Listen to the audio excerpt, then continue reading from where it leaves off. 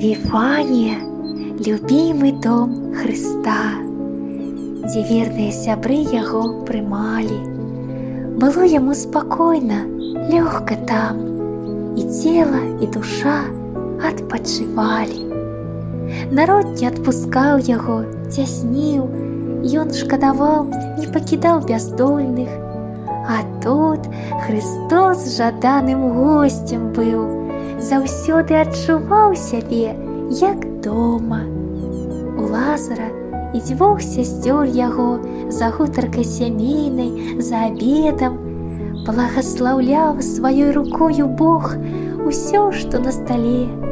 У вёсцы беднай жылі сябры, багатыя душой, Евангелі пра іх апавядае, і на Вялікдзень, каб Христос прыйшоў да нас у госці, кожны пажадае.